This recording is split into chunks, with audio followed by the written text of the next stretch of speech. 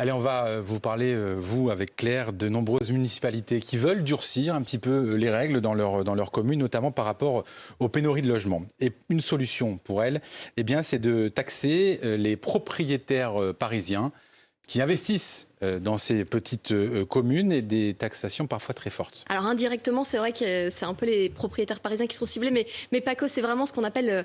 dans le jargon, les résidents intermittents, ceux qui ne sont pas là toute l'année. Alors bien sûr, c'est toutes les résidences secondaires. Donc c'est vrai qu'il y a beaucoup de Parisiens qui vont acheter des résidences secondaires. Mais ça concerne aussi des grandes villes. 2 exemples, Bordeaux et Lyon. Ils vont pousser cette taxe d'habitation à 60%. C'est le maximum possible parce que jusque-là, avant 2017, on pouvait aller seulement jusqu'à 20%. Mais depuis, les règles ont changé. On peut aller jusqu'à 60%. Alors donc, des municipalités s'engouffrent, saisissent cette arme fiscale. On peut citer aussi l'exemple de ville balnéaire dont vous parliez, dans les Pays Basques. Alors là aussi, ils font la chasse à ces résidents intermittents, parfois des Parisiens justement.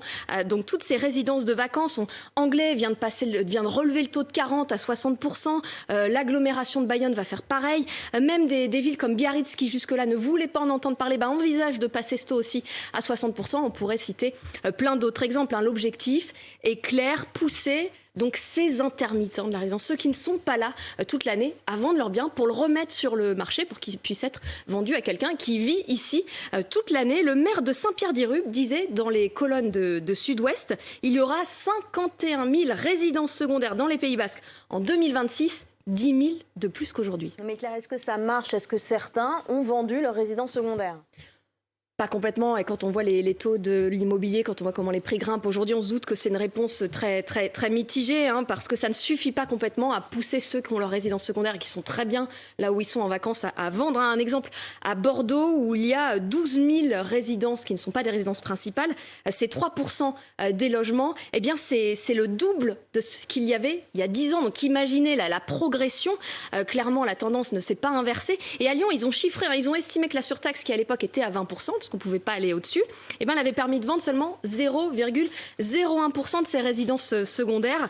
Et si on compare avec Paris, en revanche, qui applique déjà cette surtaxe à 60%, là, ça a permis de revendre 5%, c'est un peu plus. C'est peut-être aussi un moyen pour les municipalités de renflouer un peu les caisses. Oui, parce que si ça ne pousse pas complètement à vendre, au moins le lot de consolation, c'est que ça peut permettre de renflouer les caisses. Lyon prévoit 3 millions d'euros de recettes et de son côté, Bordeaux espère un demi-million d'euros de plus avec cette surtaxe sur la taxe d'habitation. Et en France, ça représente 131 millions d'euros pour les communes.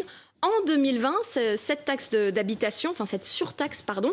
Alors un petit bémol quand même, si on reprend l'exemple des Pays-Bas, un exemple déniché par les Échos, entre la hausse des prix de l'immobilier et cette surtaxe pour les résidences secondaires, il y a des Basques qui sont nés là-bas, ils ont du mal à conserver cette demeure qui est devenue une résidence secondaire pour eux, mais parfois c'était simplement la ville où ils sont nés.